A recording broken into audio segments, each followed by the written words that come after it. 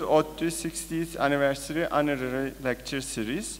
I'm very delighted to announce today's speaker, Bob Hodgson, who will deliver a conference entitled Fostering the Knowledge Economy.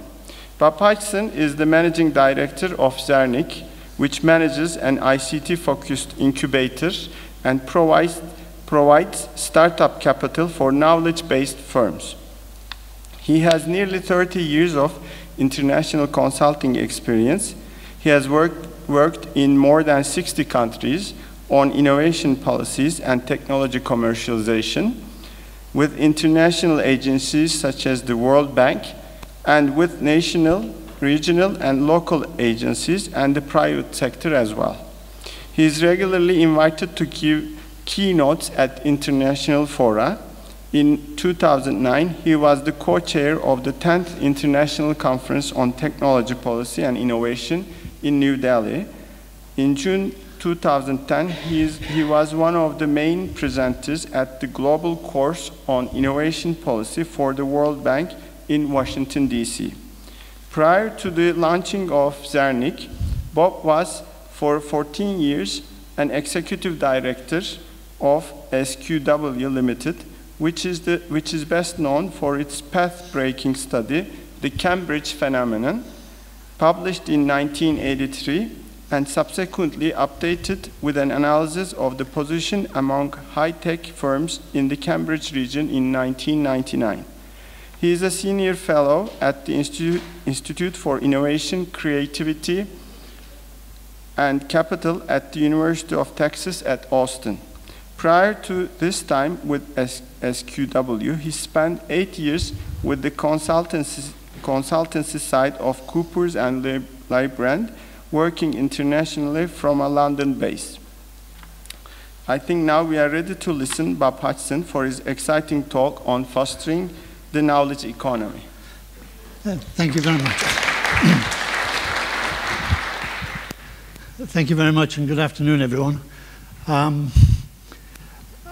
I would like first, let me just get the next, I'd first like to just introduce myself. That's quite a summary, and it just shows you how old I am. I should really be retired, but I'm enjoying what I do, so why should I retire?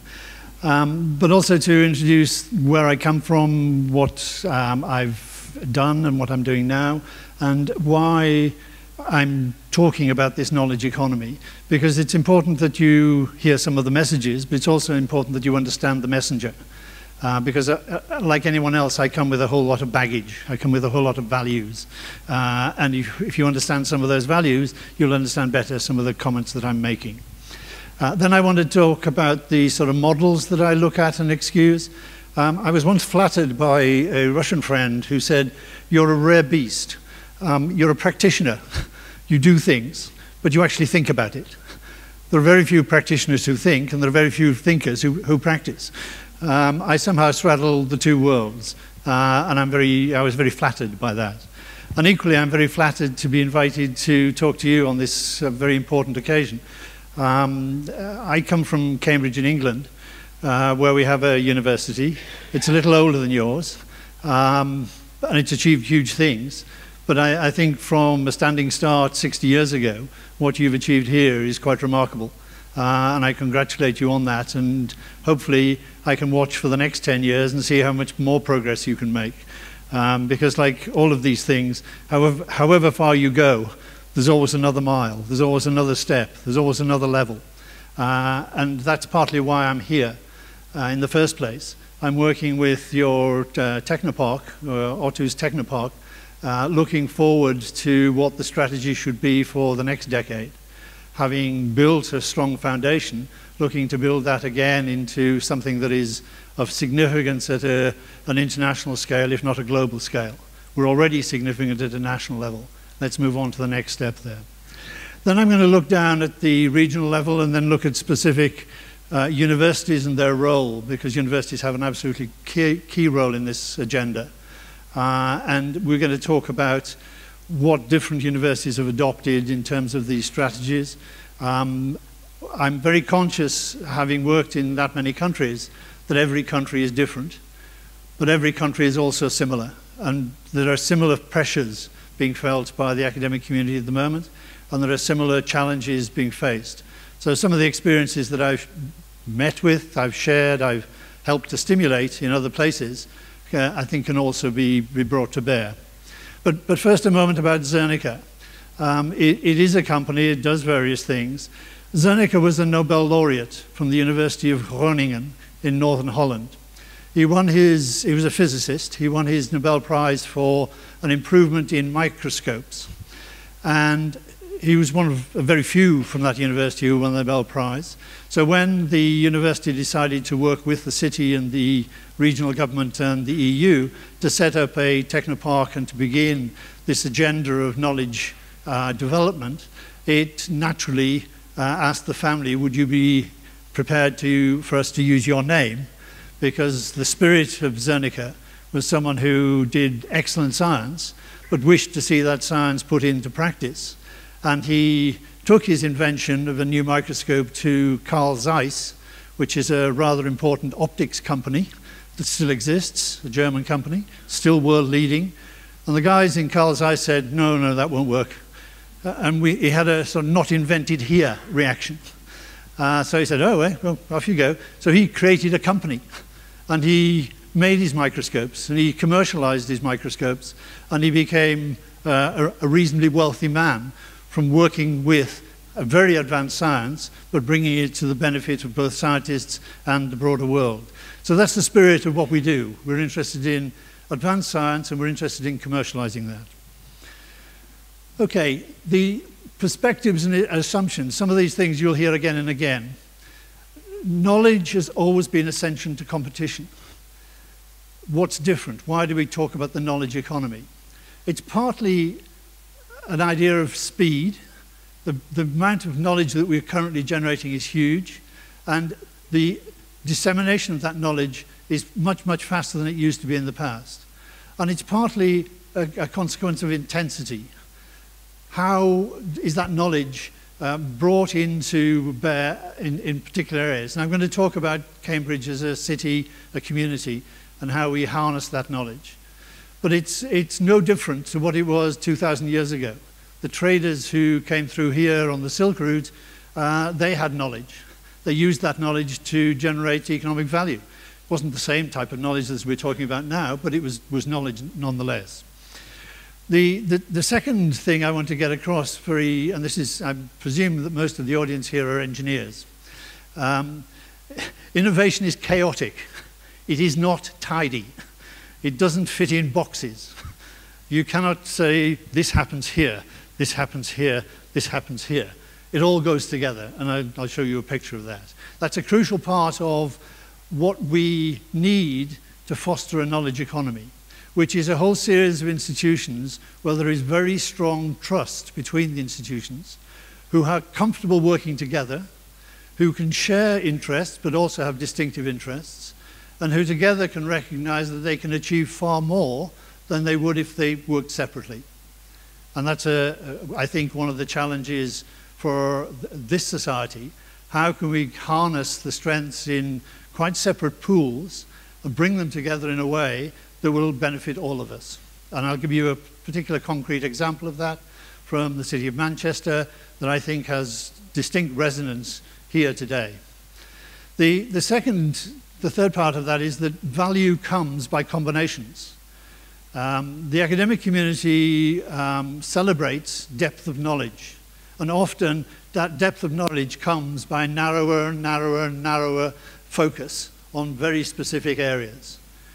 In order to harness that knowledge and help it to become valuable to society at large, we also need to link it together.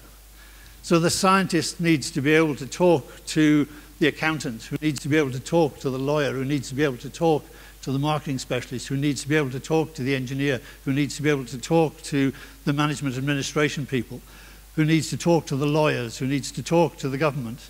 Now, most places I've worked, and I'm not sure that this is any different, there are extremely strong, what I call vertical networks. Engineers talk to engineers. Artists talk to artists. There are very weak horizontal networks. But it's the horizontal networks where combinations occur, where the real value added is created. And it's that combination. And I was fascinated to be introduced to one of your deans, who's the Dean of Arts and Sciences. That's the first time I've heard those two put together in one place. Congratulations. The, next to the last point on this early slide is the notion that we can achieve this yesterday, or we can achieve it tomorrow. We can achieve a lot, but we have to have a time frame that is likely to extend to 30 or 40 years. We're building something that's quite different, and we have to recognize that we'll make mistakes on the way, and we won't achieve where we want to be tomorrow. Hopefully we'll be nearer tomorrow than we were today, but the path will be a rather circuitous one, and we must recognize that we need a long time to achieve this. Now that's not an excuse, it's just a reality. And and that's partly because we're dealing with different communities who have no real practice of working together. The business community and the academic community, it's only the last few years that they've begun to work together and begun to understand each other. That's a big challenge. The business community and the government community have worked in different ways, but they've not worked on the knowledge economy together. And the business community, the government community and the academic community haven't worked on this agenda yet for very long. So all three of the parties, the main parties in what's called the triple helix, they're all learning how to work with each other, and they're trying different things. It's a sort of real-life experiment, and we're making mistakes. The other difficulty is that some of the agendas of some of these components are very short. I know in my country, the average government lasts 4 to 5 years. If you tell them, I'm sorry, you have to have a policy of 40 years, they'll say, well, that doesn't fit. You know, I've got to be elected again in 5 years, so I've got to achieve something in 5 years. Now, what can you achieve in 5 years? I can say, yes, you can achieve a lot, but you won't be finished. We need you to create a project that is a national project, not a political project. And it's national because it's of interest to the whole community. And you can argue the details and the fine points at a political level, but you must have this as a national project. And to some degree, Turkey has accepted that challenge, and I hear a lot of stuff coming out of various ministries about what they're trying to do to foster the knowledge economy. And then the final point is that it's no good being the best in Turkey. That's good, that's a good step. What you have to be is world class. You have to be the best in the whole region. Then you have to be the best in at least half the world. Then you have to be the best in the whole world. That's the benchmark we've got to set ourselves, not the best in Turkey. I said I'm working with the Technopark. They're already ranked at #1. There's only one way you can go from #1. That's to #2. We've got to work very hard to stay at #1 here, but we've also got to get into the rankings internationally. And again, when I started working here, I looked at your latest rankings as a university. And we can all dispute what measures are used and all the rest of it, but to be ranked 80th in the world on some measures is, again, an amazing achievement for an institution so young. And it tells me that there's a huge amount going right here. So even if I focus on some of the things that can be improved, I do congratulate you on what you have achieved. Okay. It isn't because I'm speaking English that I like simple definitions. It's because we're dealing with complex and chaotic situations. So if we all start with an idea about what we're talking about when we're using particular words, it's important to enable us to communicate. So here's some fairly important words that I will use a lot. The first is knowledge. What is knowledge? Knowledge is what we already know. Now, in reality, we know a huge amount more than we are using. There are pools of knowledge that the community at large haven't dipped into yet. And typically, universities are a huge reservoir of that knowledge. And that's one of the reasons why they are central to this whole agenda. Technology is how we do things now. That's a whole range of stuff. It's how, it's how this works. But it's also how we make a tie. It's how the seats are made. It's where we are on a whole range of different things. But it's about, again, it's about now. Innovation is about doing things differently. So that can be a managerial innovation, or it could be a technical innovation, or it could be a mixture of the two. and we have to integrate those if we're going to make maximum use of our knowledge. Science, which a lot of you are in, science is one of the key drivers of innovation. It has been for the last 50 years. Arguably, it's been for the last 100 years, but it's been particularly important in the last 50 years. And we only need to put our hands in our pockets and pick out our cell phone to realize what an impact science is having on our lives. I remember when the first mobile phones looked like a house brick. They were huge, and you had to have an extra bag to carry them. Now, we've got the world in our pockets. We can do things with our smartphones that used to take a computer. When I first started doing research in the university, a computer the size of this room would just about have the capability of the thing we've got in our pockets. That's a huge drive from science through technology into use. Development is how we use science to achieve those uses. Now, research, which is one of the pillars of the academic community, is things we do to find out what we don't know. Very strong distinction between research and knowledge. We know a lot, we're not using. We're still trying to find out more about what we don't know.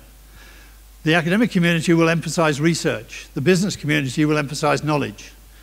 They talk about the same thing, but in reality, they have different timeframes, they have different parameters, they have different demands, they have different needs. And that's important to recognize when you're trying to deal with this technology transfer agenda, because technology transfer is the process of trying to take knowledge out into the community where it can be used to the benefit of society at large, not just into the business community. It's a much broader objective than just helping some businesses to do better. It's about health, it's about environment, it's about defense, it's about all sorts of things that are important to us as individuals and as society. And then finally, this rather emotive word, entrepreneurship. I was a part of a project with the Norwegian Academy of Sciences earlier this year, writing a book called The Entrepreneurial University.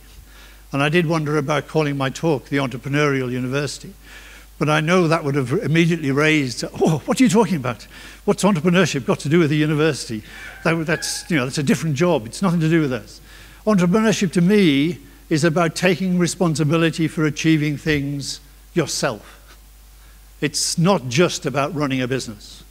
So you can have entrepreneurial academics, you can have entrepreneurial government people, you can have entrepreneurial NGOs, as well as have entrepreneurial businesses. You can also have some pretty static, boring businesses, where you wouldn't want to have an entrepreneur because their function is different. But let's think of it in terms of a much broader attitude of mind about saying, I'm responsible for achieving what I would like to achieve myself. And I don't sit down, and sometimes I do sit down with a wine or a coffee and complain about everyone who's against me and how it doesn't work and how if only these people would be supportive, if only I could have some more money, if only they'd do this. We all do that occasionally. But at the end of the day, you've got to stand up and do it yourself and then find ways of achieving that. So, these are the original models that first started. The bottom one is the one loved by politicians and the academic community. You do a lot of pure science, that leads to applied science, which then helps you to develop technologies, and then you have commercial application. The message is simple. Put more money in here, and you get more goods out here. The politicians like that because it tells them what to do. The scientists like it because they get more money. So surprise, surprise, this very simple idea has proved to be extremely long-lived and extremely difficult to break away from. The next model was the opposite. We have changing needs. We therefore need product enhancements. We face production problems or performance problems. Therefore, we need research and development. A classic example of this was when telephones were first introduced. The interference on the line from radio waves coming in from up there was so intense that they needed to understand why it happened. And Bell Labs went backwards into science to discover what it was and then came forwards into technology to do something about it. A clear example where we changed our needs in order then to do some good science to understand why our needs weren't being met and then to improve the product.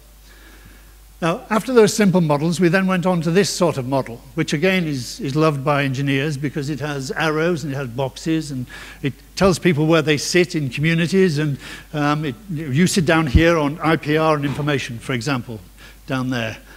So you know your job. It's a simple job and it's self-contained.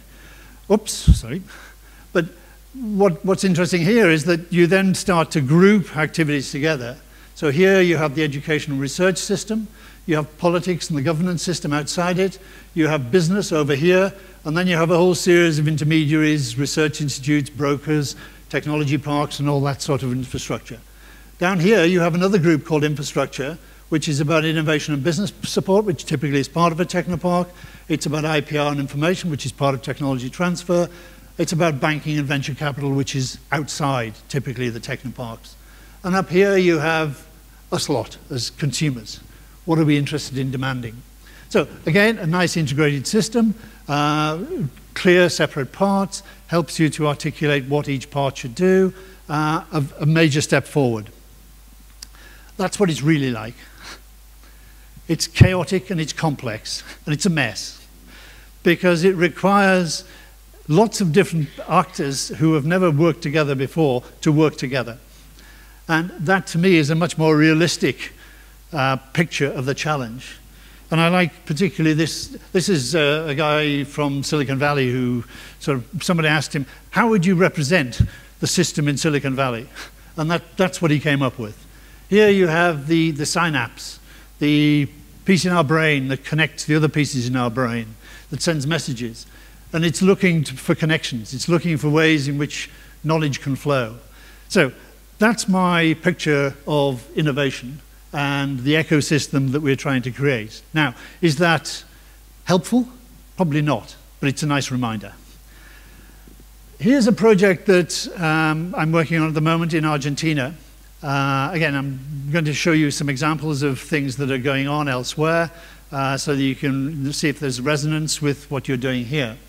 This is a World Bank project, and you can't actually read the top there, it's too light, but it says, Unleashing Productive Innovation and Competitiveness in Argentina. Great title, big words. Wouldn't that be good? Now, what do we do? Again, I'm sorry, I didn't check whether this would come out like this. This is a pillar of improving human capital. This is a pillar of working with businesses that are knowledge intensive. This is a pillar about developing strategic priority science systems through biotechnology, nanotechnology, ICT, the usual suspects. This one is about building the infrastructure for science and technology and refreshing Argentina's infrastructure. Interestingly, Argentina in the 1930s was the 5th most developed country in the world and the 5th highest per capita income. It's now down to something like 55th. It's gone backwards over the last 70 years, 80 years. And this is part of an initiative to try and push it forward again. So it has 1 or 2 Nobel Prize winners, but only 1 or 2. And it has a heritage of a science system that is rather moribund at the moment and needs refreshing. So these are the sort of values that we're putting in on the infrastructure for science and technology, which is new kit for public research organizations and universities. That's $45 million. The sectoral funds, which we're looking at to create consortia between universities and businesses, they've got $50 million in them. The human capital part there, that's got $22 million. Now what's interesting there is that this course here, Technology Managers and Brokers, is a new skill. It's a new demand. There were no courses in Argentinian universities, and they have about 120 universities. There were no courses that studied or taught technology brokering. We instituted that in 5 consortia universities, and it's now the most over-demanded course in Argentina. So it demands new training and new skills as well, which I'm going to come back to towards the end. Okay, that's the sort of program that we've got. And I'm sure if you look at what TÜBİTAK's doing, if you look at what COSGAB's doing, if you look at what the ministry is doing, you'll see different elements in that. The Ministry of Education undoubtedly has programs as well that are trying to do very similar things. So the message about the rest of the world is that they're all on this agenda. Argentina isn't the only place where I'm working where this agenda is popular and being invested in very heavily. And indeed, Turkey is one of the countries that has made quite a lot of progress, but not, we'll show in a second. One of the aspects that is absolutely important to most places is what's called culture.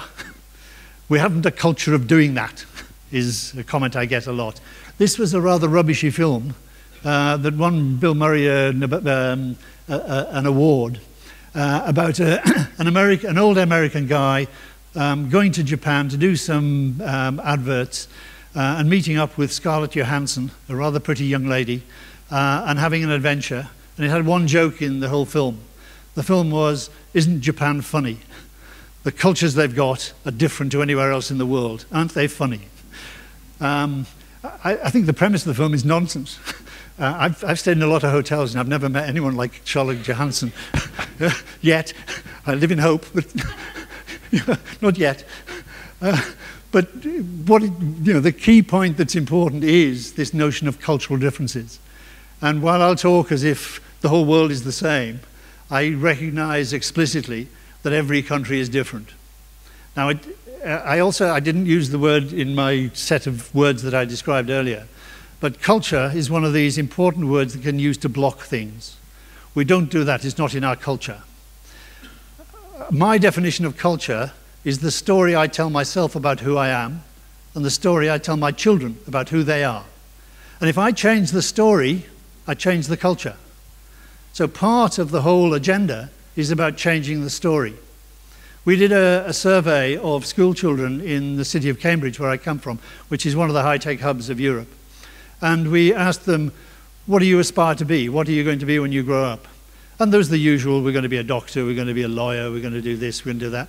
But one of the options was, we're going to be a high-tech entrepreneur. And in Cambridge, twice as many young people responded they were going to be a high-tech entrepreneur as any other city in the UK. That's a change of culture, because we tell the stories in Cambridge about the high-tech entrepreneurs. We still celebrate the university, but the city has become a much richer city because of the high-tech entrepreneurship inside it. And that's refreshed the university. So that's how you change the culture. Okay.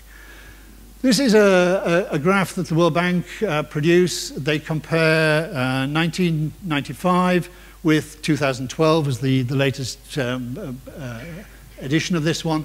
It's called the Knowledge Economy Index. It's a very complex process to prepare it, but never mind. What they do is they do a regression line, which is this blue line, which is, let's call it the trend line, of how countries have been improving over time. You get the usual suspect like Finland right at the top up here. This is Turkey down here. It's doing all right. It's pretty close to the trend line, slightly below it. So you shouldn't panic, but you're not making the progress you think you're making, because you're just making enough progress to keep up with the rest. There's a big challenge still to come. And some of these places like China are slightly above the line. Not as much above the line as they'd like to be, but they're coming up fast behind you. And that's a real challenge for some of your industry. Okay. When you finish pretty diagrams and all the rest of it, what do you actually get down to? What are we trying to do? In the knowledge economy, we're trying to improve the productivity levels across the economy. That's the essence of it. We're trying to do things better, either with less resource or to achieve more with the same resource. Improving productivity is the heart. That means there's 4 development efforts. I'm going to talk a little about the first couple at least. The first one is improving productivity in existing companies. That's not our business in the universities. Well, wait. The second is generating new firms with higher productivity. That's our business, the incubation agenda.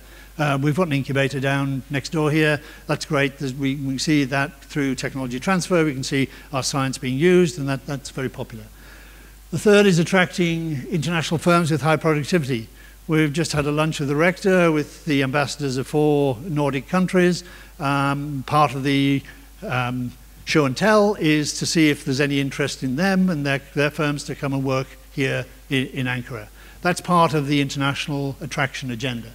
And the final one is helping our companies to go overseas to capture higher value market. There's an internationalization agenda, again, that's part of the Technopark's portfolio. So we're making some efforts on all of these, but from the university, it's the second one there that we're really contributing towards most, maybe. Okay. I did a project in Chile looking at how we could take this idea and move it into real policies and real programs for real companies. And we first of all recognized that the population of businesses are not homogeneous. You have some businesses that already are at the top of the pyramid. They're the Archilics, the ones we all know who are doing really good things, the most productive in our society. We have a larger number who are interested in technology but are not sure how to do it. And we have the vast majority at the bottom of the pyramid who don't think that technology has got anything to do with them and don't see it as part of their competitive business and not really interested. They'll do things as they've always done them, and that's the bedrock of the economy. Okay, what can we do with all of those? Because we've got to address all of them in order to push the average productivity upwards. So we defined 3 different programs. One I called the missionary service, where we have to go out and persuade SMEs they ought to be thinking about technology as part of their business, and they ought to be thinking about how to harness the knowledge that's already out in the market and become more productive. We had the focused provision, firms who were expressing some interest but didn't know how to do it, whom we could help to actually achieve what they saw was necessary anyway. And then we had the third one, which was the leading edge stimulation. How do you accelerate the adoption and development of world-class technologies in those particular priority sectors where we've decided that that's where the future of the country lies? So on the missionary, as I've said, it was develop awareness, strategy for all business, and there's a whole set of activities about promoting awareness, providing some grants, clients across the spectrum, standard methodologies, so you didn't have to have a bespoke program for every single small business, you could group them together, and then publicizing success to build this new culture which said technology is important to small businesses, we must look at it more positively. So the objective and the outcome is to improve competitiveness across the board. The focused provider is slightly different. You already have a willing person to work with. So there you can form a much more specialist input to help them. Most businesses, these are predominantly medium-sized businesses, most medium-sized businesses buy certain things every day, they sell things every day, they know how to do their own business, but they don't buy new technology every day. This is something they do periodically and with some trepidation. It's a risky business. It disturbs things. It costs additional capital, and we're not quite sure whether we're going to be able to use the technology and make improvements. So they need help to get through that doubting period and to be more positive in relation to putting the technology in place. And for that, there's grant programs that are used to cover some of the costs. And that, again, I'm sure is something that here in Turkey, where the government will provide some grants, either directly or through the regional development agencies, to help that to happen. This is the one that's probably most interesting, particularly in this university with its status as being among the top in the country and looking to create a concentration of real excellence that's going to be internationally competitive. How can we develop sustained world-class technology, and how can we get that to be harnessed? When I was last here, a couple of months ago, I visited your MEMS Centre, just across the road down at the bottom of the hill. Fabulous. One of the best equipped technology application areas I've ever seen. Some really interesting work, and some really interesting products coming out of it. But what happens then? Have we got a family of companies around us that will use those technologies? Have we got application areas where we've seeded the applicants who may look to to use them. And again, I'm going to talk a little about an area of medical applications that I think requires to be jumped on and to really be taken seriously very quickly, and you've got a role to play in that. So what you're looking to do is to develop a much stronger connectivity. And I guess the area of competence here in this university that is strongest is within the defense sector, where there's already a very rich exchange, hopefully in both directions, between the companies in the defense sector and the faculty who are dealing with the technologies that are relevant there. And perhaps we ought to be thinking about spreading that type of approach into a broader community of businesses. Okay, so that's the first agenda. And I can talk to you for 2 hours on each one of those topics, but we haven't that much time. At least you don't, I do. So let's move on to the next one, generating new firms with higher productivity, the incubation agenda. Why do we need incubators? They were invented in Pittsburgh, in Pennsylvania, when American Rust Belt started to go down the pan. Big companies were closing. Everyone prior to that used to work for a big company. Suddenly the big companies were laying off labor, and what do the guys do? You have whole communities dependent on the big factory that no longer will employ them. So what you had was a relatively weak approach to entrepreneurship. This is in America, a relatively weak approach to entrepreneurship. You had a characteristic that most new firms fail. It's estimated that half of all firms that are created will fail within the first 3 years. 60% will fail within the first 4 years. So you're not building something sustainable. And most of the small firms that are built stay small. We're looking for the gazelles, we're looking for the unicorns. We have different words for them these days. These are the ones that, okay, they're just being created now, but have the potential to be world-beating. The Googles, the Apples, to be world-beating within one generation. They're pretty rare. Unicorns are pretty rare. But if we can get one, it'd be great. So these are the challenges being faced. And then the professional services. Which accountant was going to work for this new firm that it expected to go bust? Probably didn't have enough money to pay the professional fees. They just weren't prepared to do it. So that was the circumstance where you started putting in place incubators. They were looking to tailor services that would help firms. They were looking to higher survival rates in firms, and they were looking for faster growth in firms. And there's been a burgeoning of these types of initiatives around the world, and you've got one or two in your Technopark that are pretty good, but still could be improved. This is a picture of the process that firms go through from here, where you get the R&D, which is what most of this community in the room are dealing with, through the first tier of starting the new business, through the seed capital, the venture capital, the expansion capital, into an initial public offering on an exchange. As well as having the money side right, you also need different inputs in terms of the services and business development teams that require a different quality and a different range of services as they develop that. Now, not all your companies are going to go through that, but unless you have an articulate system that enables companies to benefit from each of these steps and enables companies to tap into expertise at each of these levels, then you won't have a very positive ecosystem that enables this to happen. Even if it's rare, you really have to grab on to those firms that are being started with that potential. And you really have to put this articulate system in place which connects knowledge and money and aspiration and entrepreneurship to make the next generation of companies. Again, I could, when I was here in February, I spent 2 whole days talking about incubation. We haven't quite got that to do. So, I want next to take it from the national agenda, which is what we've been talking about, down to the regional agenda. We live in Ankara. It's better than Istanbul. I know. I first went to Istanbul. I made a mistake. I fell in love with Istanbul. I've been to Ankara a lot now. I think it's lovely.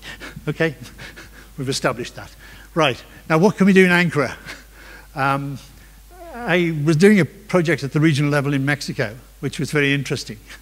And I visited 2 states. Mexico is a country about the same geographic size as Turkey, about the same population size, and about the same per capita income. It also has a series of states, so it's a federal system. And these two states, Jalisco and Guanajuato, are two quite interesting states that are more dynamic than some of the others. In Jalisco, you have the oldest university in Latin America. It's about 120 years old. You also previously had a national government. It was an administrative center. So I met the guys who were looking at the innovation agenda in Jalisco, and they were all sitting around a table, and we had the governor, we had the rector, we had the president of the Chamber of Commerce, all the usual suspects. And they smiled at me and they told me they were all going to work together. Great, that's good, that's a step, that's really important. Okay, what are you going to do? Oh, we haven't decided yet. Okay, well, we've got half the equation right.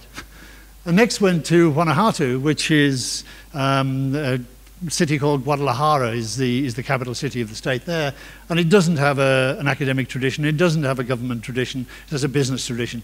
And I met with the guys who were driving the innovation agenda there, and Jaime said to the same question, actually, we're going to do this. We're becoming one of the games capitals of America, not just Latin America, the whole of America. We have great software engineers, we have a real creative streak, we're going to build this sector here. Oh, that's interesting. Are you going to work with the university? No, they're rubbish. Oh, are you going to work with the government? No, it's too high a transaction cost, we're not interested. They're too slow. Oh, he had the other part of the equation. He knew what he wanted to do, but he wasn't going to harness the resources of his community to enable him to do it better. The reality is you need both. You need to think about working together. And again, this is a very strong message. There is a tendency in Turkey, particularly in the university sector, of we're METU, sorry, we're ODTÜ, we're Bilkent, we're Hacettepe. I'll tell you an example of another region in a second, but we do our own thing. What do you mean we should work together? Oof, won't happen here. You've got to change that. Okay. I use the example of the UK local economic partnerships. That is an example of how not to do it. It's parochialism gone mad. A local economic partnership is around a significant urban area, perhaps a population of 500,000 people, and the people who were prepared doing these partnership preparation works, they asked everyone, what would you like? What would you like? Oh, you'd like one of those. Oh, you'd like one of those. And they came up with a list that was 3 pages long about everything that had any interest in the city. They didn't do what I said that my Mexican region should do. Let's focus on something that we really want to be special. And let's be selective about it. Let's not try and do everything to everyone. That's what's happening in the UK at the moment. That's potentially a disaster. So partly building the regional innovation system is a technical challenge. How can we get all the pieces in place? And partly it's a social challenge and a cultural challenge. And I'm going to tell you some stories about that. But at the end of the day, it's got to be world class. Your competition is Munich. It's San Francisco. It's not Izmir. It's not Istanbul. And it's certainly not the 2 universities whom you live next to. You've got to harness that lot together in order to beat California. Okay. This is a project, or several projects I did in Madrid, where the underlying model is a model by a guy called Michel Callon, who works in the École des Mines in Paris, and he looks in precise detail at how ideas moved from the science pole, what he called the science pole, where research was done, through the transfer pole, to the technology pole, to the development pole, into business. And he identified those 5 things as being quite distinct activities. And there's a whole catalogue of different characteristics and different actions that take place in each of those poles. And what he noticed in his research work was that there were only connections between adjacent poles. There were not connections that crossed across between non-adjacent poles. Well, this is a peculiarly French thing, I don't know, but it was quite strongly evidenced. So when we started working with the regional authorities in Madrid, we built 3 complementary technology parks. The first one was Tres Cantos, which essentially was working between the market pole and the development pole, so it was quite commercially oriented. The second was Alcalá de Henares, and that was the first campus-based technology park in Spain. There are now more, but that was the first one. It was on the edge of Madrid. And the third one was Carlos III, Carlos III, which was between the two. And we engineered distinctive roles rather than competitive roles in order to encourage a culture of working together. That's one strategy. There are other strategies. I'm coming from Cambridge, so I've got to tell you some stories about Cambridge. We have an old university. It's 850 years old. So it's a bit in advance of you in that sense. It's also one of the best universities in the world, and it has a very strong engineering. You've heard of this other place called Oxford, I'm sure. They also have a university. They refer to Cambridge as the engineering school, in a rather sniffy way. They're 3 years older than us. It's important, again, parochialism, you never get rid of it. But we're now talking about the Oxford to Cambridge, Oxford, Cambridge, London triangle. If you put the resources of those 3 places together, you get something like the critical mass that you have in Silicon Valley. Can you, as a regional development strategy, harness those resources together? So we're even talking to Oxford now. The alumni who come to study in Cambridge, a significant number of them remain. So you have a very rich human resource within the city. The city is 250,000 people. It's trivial in that sense. But if you look at it, we've generated over the last 40 years something close to 1,500 companies doing high technology work that employ 40,000 people. Now, a population of 250,000, that means probably about 120,000 work, probably slightly less than, but 140,000 of those work in small technology-based firms. So it's become a really significant part of the city. The intensity is amazing. And we generate about 100 startups every year out from this community of businesses. And it's become a business-to-business community rather than a university-to-business community. And we've built a specialist periphery. This is, again, pertinent to what I was doing here. Each one of these is a science and technology park. That's a city of 250,000 people which has 11 technology parks. Have you got enough? There's still clamour for more space in Cambridge. We're generating firms fast enough to have a 12th, a 13th, a 14th park. Okay. Talking about parks, this is the current definition, or it was the last time I looked, of the International Association of Science Park, of which your Technopolis is a member. If you look at the things I've highlighted in red, this is what they say their purpose is, what they do. They're looking for business opportunities. They're looking for incubation. They're looking to create jobs. They're looking to create attractive spaces. And, finally, they're looking for synergies between universities and companies. What, in essence, it is a business initiative that works with universities. It's not an extension of a university. It's something completely different. A nice picture of Cambridge. This shows the history of the university. Originally, scholars in Northern Europe in the Middle Ages were monks. It was a religious community. And why that's important is because these buildings here are not faculty buildings where teaching happens. They're student accommodation. Students live in the college. Faculty live in the college. And what that means is that in that college, which is King's, that college has physicists, geographers, linguists, philosophers, anything you can name where the university teaches, there'll be a member of the college who's in that faculty.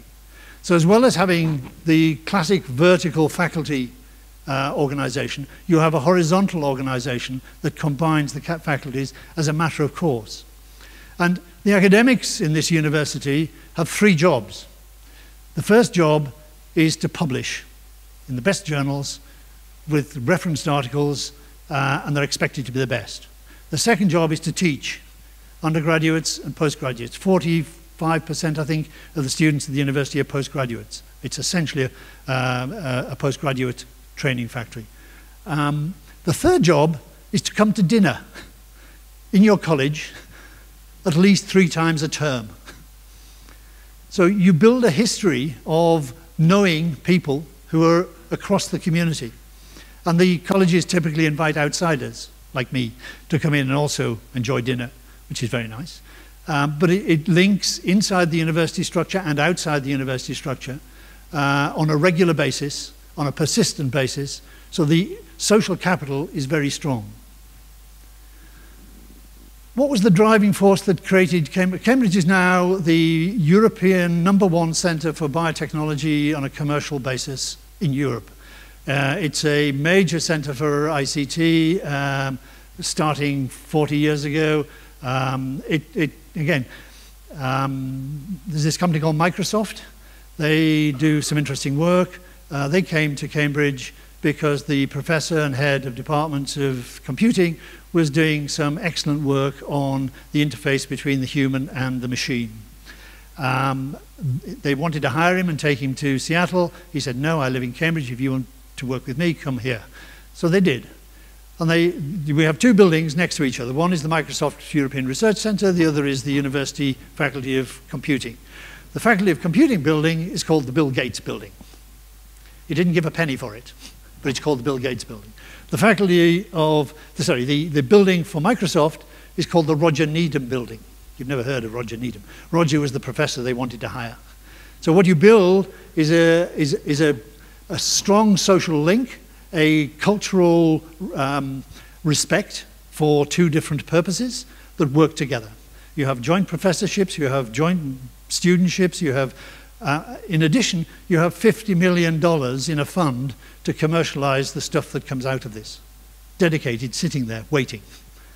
So you've created an engine linked to the university. And remember, this is one of the best universities in the world. They'll tell you it's the best university in the world, but it regularly ranks in the top 3 in virtually everyone's score. So the best people in the world are doing this. It isn't something that you do because you're not getting enough money and you're prostituting yourself.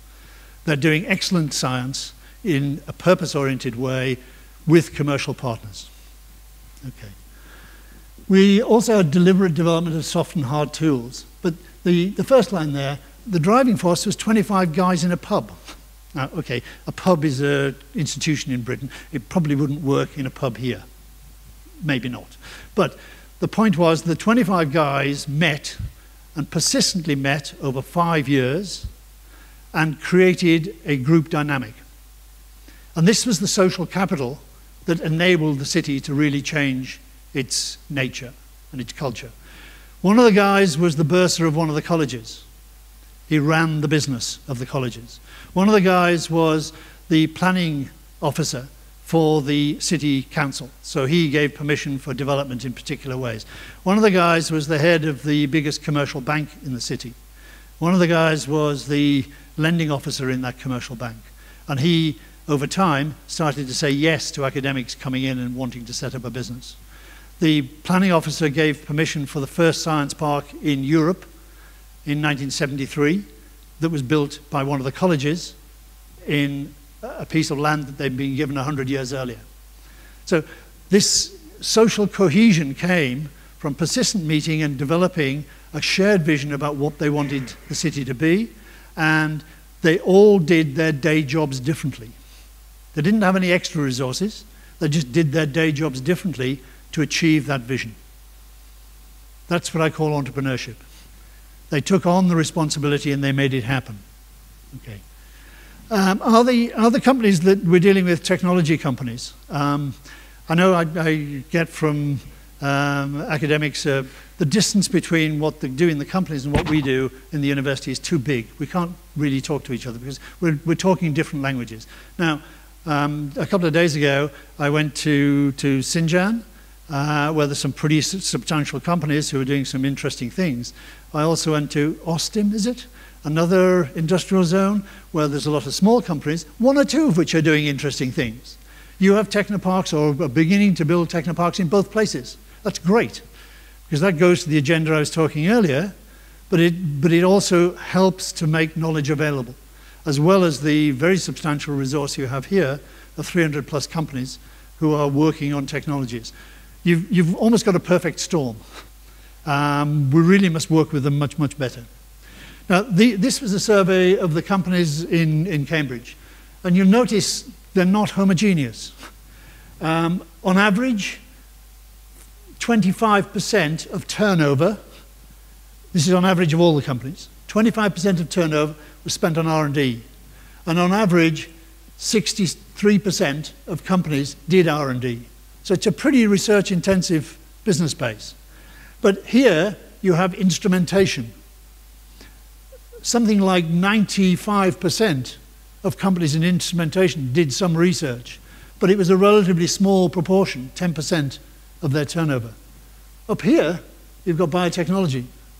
Something like 65% of biotechnology companies did research, and it was 80% of their turnover.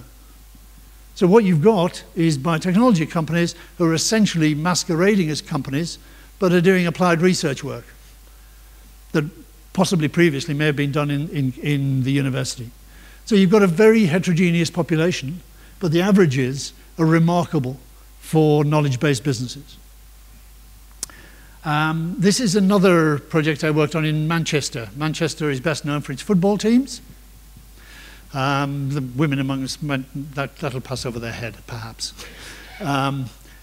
The University of Manchester was the amalgam of two universities about 10 years ago. And as part of its mission, it determined that it would promote the third agenda. And what did it mean by the third agenda? The third agenda, teaching, research, working on commercialization with companies. Now, how far did they go in promoting that agenda? They did the ultimate. They gave a contract of employment to every faculty member that said, you will be promoted if you publish in refereed journals, if you teach at a high level, and if you work with companies. And each of these three will be given equal weight. That's radical. That's unusual. But it's part of the change, and it's part of where universities are going. Manchester is currently ranked about 25 in the world, so it's a little ahead of you, but it's within reach and distance. Now, the University of Manchester sits immediately adjacent to the Metropolitan University. Sounds familiar? Two different universities next to each other. Where have you seen that before? The rectors, forgive me, rector, this is not personal. The rectors, we got them together in a room, and we likened the process to 4 dominant gorillas meeting each other. So there were 2 rectors. There was the chairman of the city council, and there was the director of the National Health Service, a major teaching hospital. These 4 gorillas, we got into the room, and to begin with, they huffed at each other. We're more important than you. No, you're not. I'm more important than you. What do you mean? It took us 1.5 years to stop them doing that, to start them talking to each other. It took another year for them to agree that there was actually a common agenda where they could actually work together and benefit from each other. We now have a thing called the Corridor Manchester, which all 4 bodies fund equally, own equally, and has common programs between the 4 parties. That's huge progress. Now, what was the thing that brought it together? Here, the Manchester Technology Park sits here, the Manchester Science Park sits here. The Manchester Science Park was a joint venture established as a foundation between the 2 universities, the City Council, and 1 or 2 private companies. So not dissimilar to your constitution at the moment. Here, this spanking new hospital was being built, something like £600 million worth of investment. And there was a free building being made available here of about 10,000 square meters. We used that as an opportunity to start getting these guys to think about how they could work together. So we put in there what's called translational research. Translational research is taking an advance in science, typically bioscience, and introducing it to the medical faculty, who are deeply conservative about these new innovations because they don't want to kill their patients by being too innovative. They want to rely on tried and tested ways. So there's a resistance to innovation. Putting the two together and finding ways to translate the advances in knowledge and make them available to clinical practice and improve the health of the population. So that was the objective. You also have a biotechnology incubator here, which was stuffed full of interesting companies, but there's nowhere else for them to go. So we put in here a grow-on space for the biotechnology companies. And what we created was a major engine of connectivity between the university and the health professions. You're sitting here with 3 universities, one of which is a medical university, the other of which is a technical university with some really interesting technologies that are really important to the future of medical practice. You have 6 hospitals appearing on your doorstep. Do you think you could do one of these, where you can work together with the health authority, work together with multiple universities, because we need to combine multiple knowledge bases? When I come back in 10 years, I want to see that there, just outside. You've got stuff in MEMS, which is doing cancer diagnostics. Products coming out of that already. There's a whole range of products where MEMS technologies can be important in the medical field. Which doctor is going to adopt them unless he understands them? How do we get them to understand them? We work with them. Where are the doctors coming from? Hacettepe.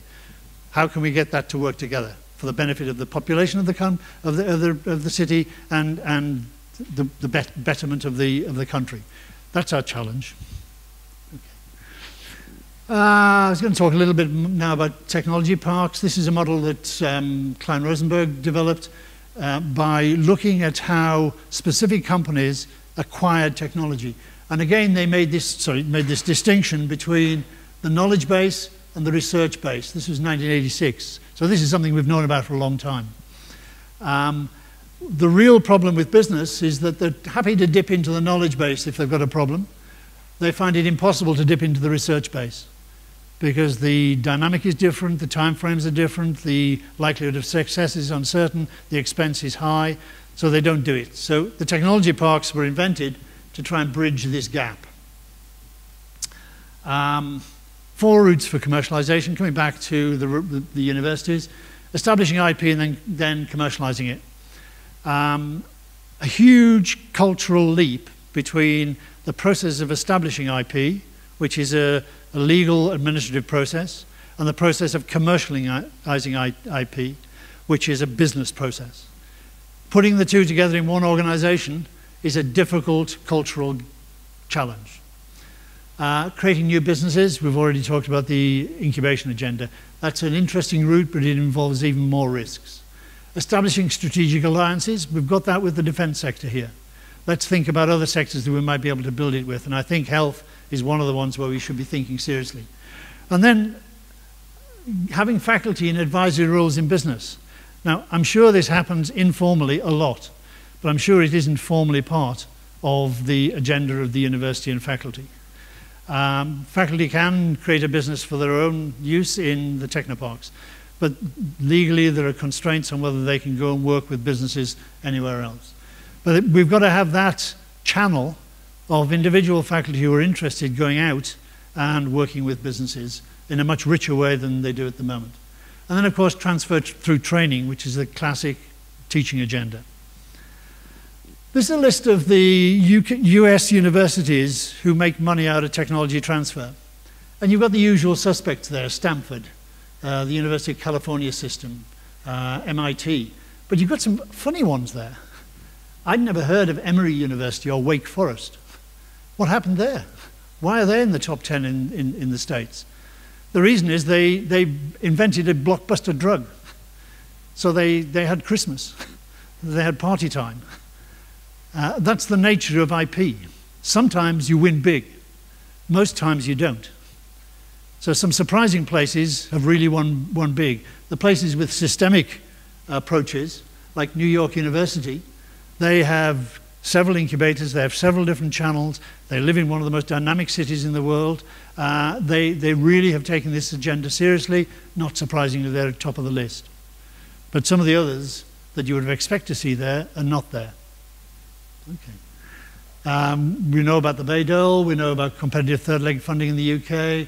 The EU consortia requirement, we were talking over lunch about building consortia between 2 universities and 2 companies. The knowledge of how to do that is itself a key new knowledge. In the Spanish-speaking world, the ODTÜ, the offices of transferring results of research. Research is investigation in Latin, so ODTÜ. They're very extensive, but they're voluntary. The Connect program in San Diego was a program where they looked at all the connections of a university into their community. So they looked at the art connections, they looked at the economic connections because they were big employers, they looked at the technology transfer connections, and they built programs around each of those as a university because they wanted to be connected. In Norway, they took it a step further. Every Norwegian rector has once a year to sit in front of a committee of the Norwegian Parliament and report what his university has done, they're usually his university has done in the technology transfer agenda that year. Now, if you put your rector in that sort of public position, it gives attention to it.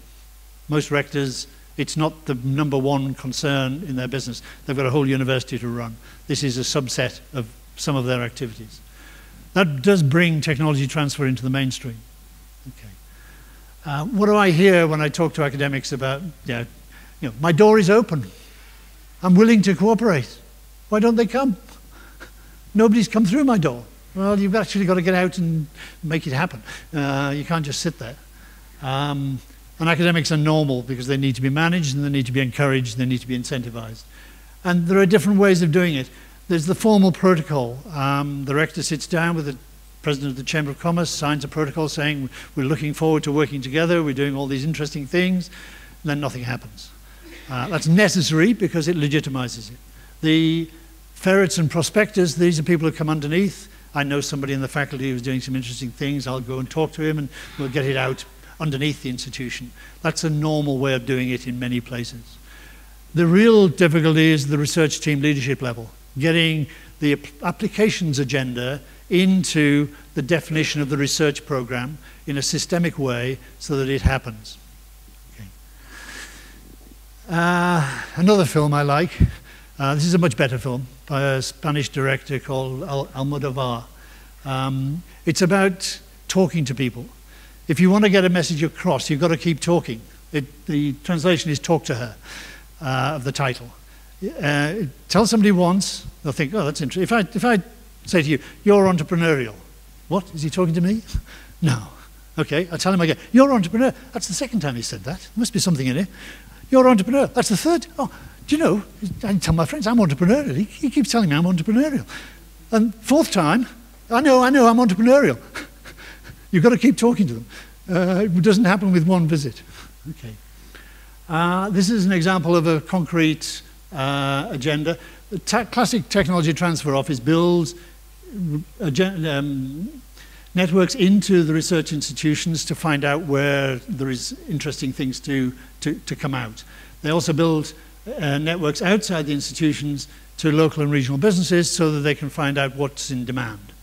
This is a model from Portugal that I've helped to build. I sit on the international steering committee of this. The Portuguese Academy of Sciences built networks across technology transfer offices, across 4, 5, 6, 7 different universities. They built the classic networks outside and inside the institution, and they built international networks.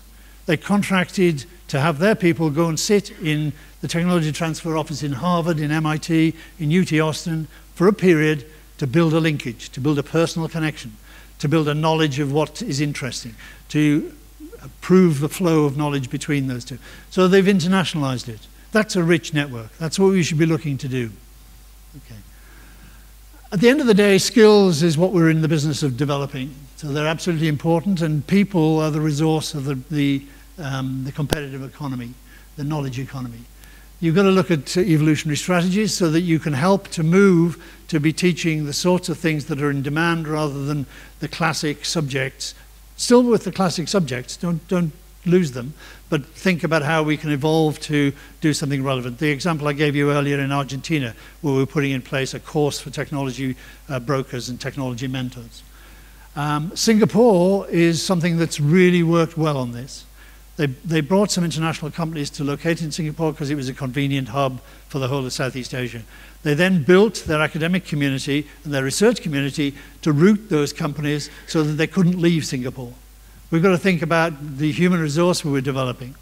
And the final thing there is, where in this university do students learn about the sort of things I've been talking about?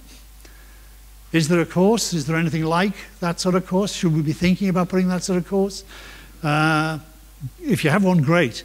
Is there a research program around the same subjects? Is that an integrated approach from a university with teaching and research and practice? That's what I'm looking for. So you need a vision. My 25 guys in the pub developed a vision. You need a language. You need to be able to talk to each other and understand each other. You need some incentives so that each party can get some benefit back for themselves. And you need to build this history, this culture of doing things and achieving things.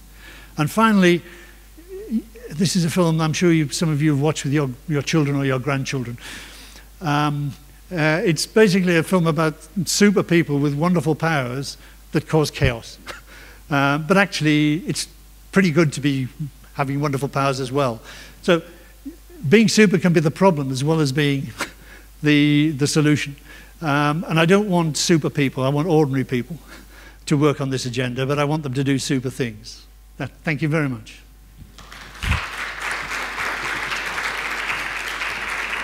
Thank you, Bob. Are there any questions from the audience? Any questions?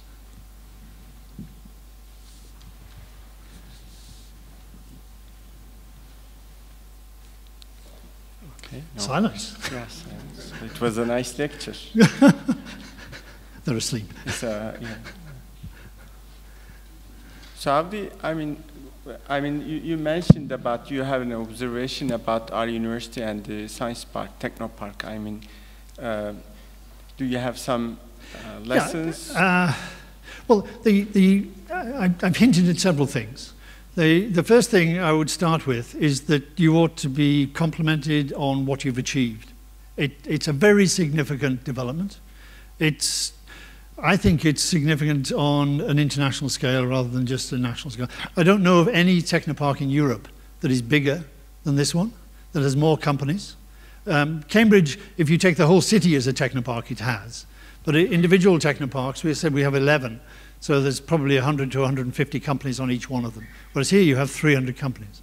That's one, so congratulations, that's great. Now, let's go underneath the surface. What we have, there's three aspects I'd stress, trying to keep it short. The first aspect is the financial sustainability of what you've built. At the moment, the Technopark is largely funded by a small amount of the return for the property, most of which goes to the university or its foundation, which is appropriate because they provided the capital to build the property in the first place. But the amount that's left with the Technopark is enough to run the buildings, but not much more. The second way they get money is by capturing grants from government, from executive agencies, from the international community, and that pays for people to do interesting programs. Your business competition, some of your incubators, the T-Jump program in San Francisco.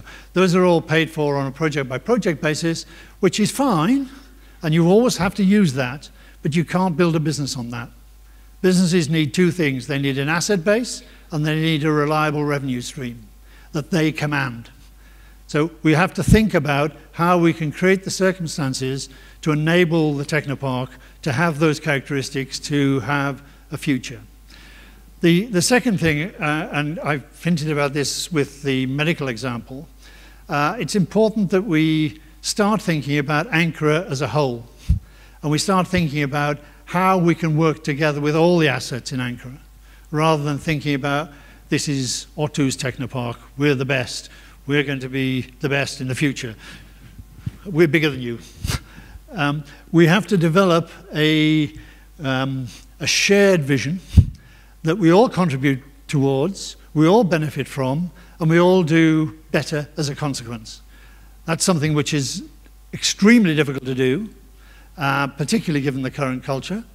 but is absolutely crucial if you really want to build a competitive ecosystem that's on a global scale.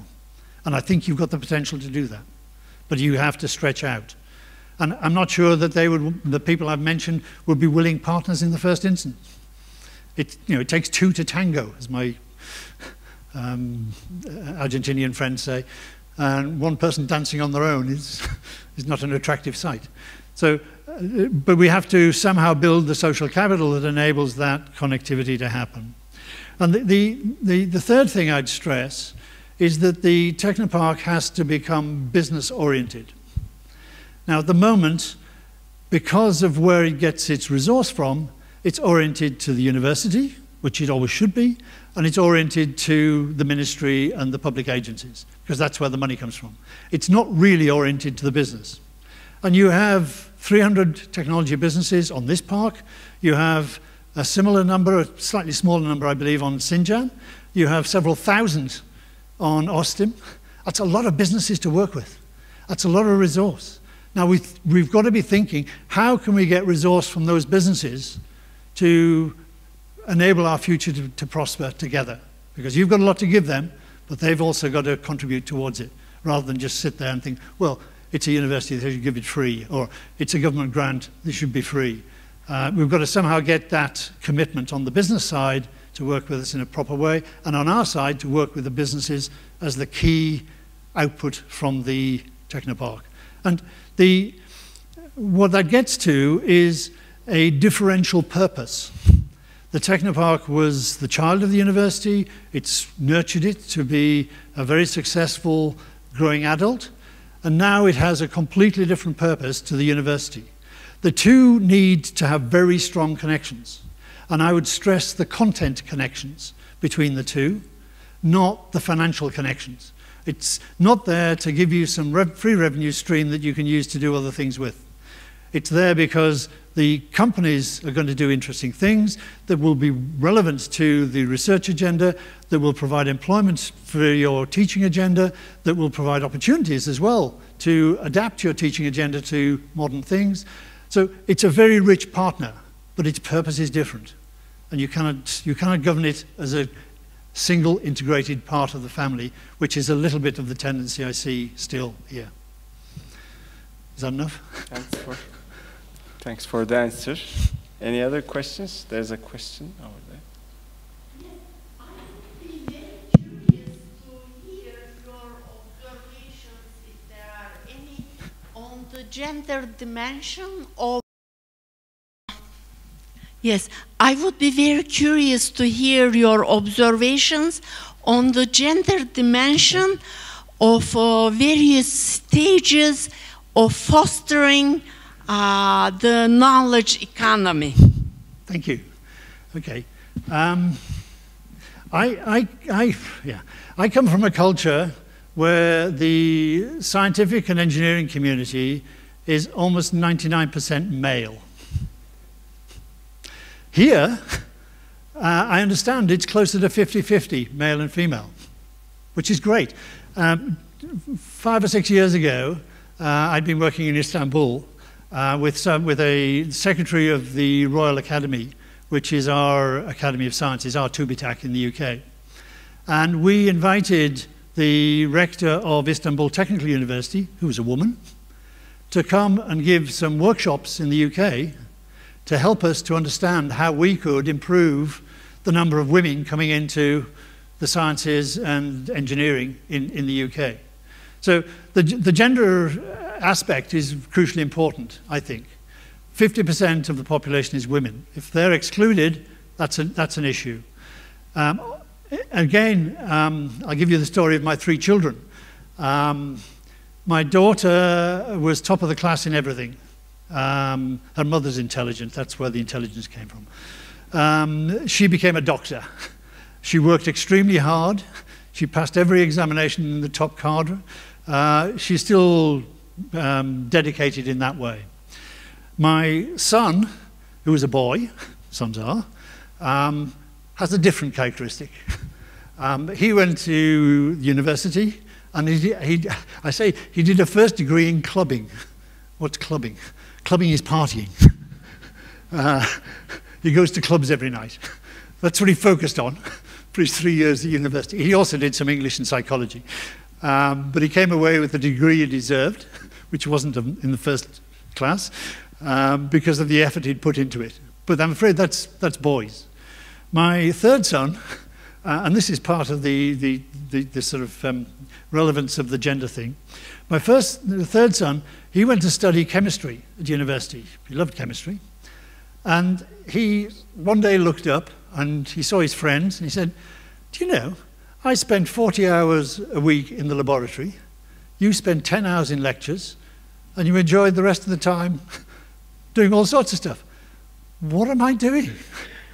You know, I'm going to come out of here, and at best I'm going to get an engineering job or a technical job, which won't pay as much as if I studied economics and business."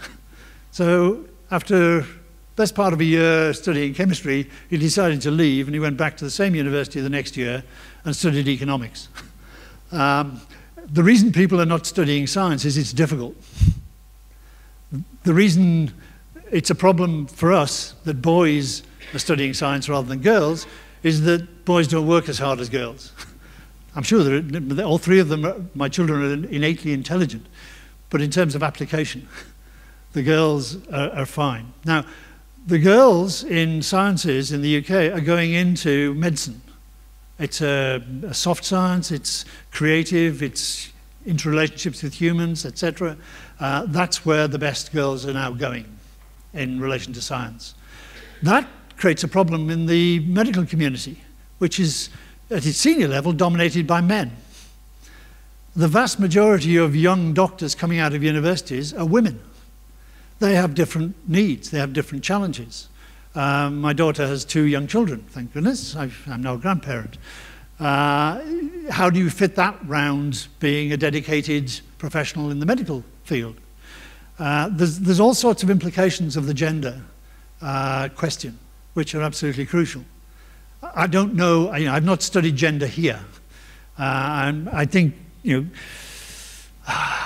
I'll say daft things. There is an issue of gender role, that is still quite strong in certain parts of your community. There's issues of, and I walked around the art installation, I had one explain to me, what's this about? These are the names of women who'd been abused by their partners. It's next door here. It's very red, very, very powerful. So there's all sorts of broader issues to do with gender.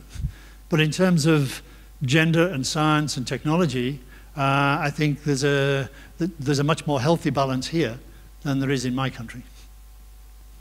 I hope that's touched on some of the things you were interested in. Thank you. Any other question? If there are no questions, I would like to invite our rector over here to give a...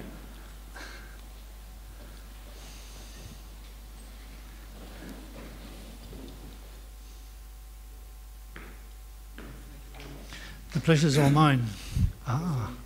Interesting talk. This is your tree. Yeah, tree of your science. Yes. Yes, you probably saw this at the entrance. Yes. Very interesting. This emblem, of course. Thank you My pleasure. Thank you. With us. It's my pleasure. Thank you for inviting me. Thank you. My pleasure.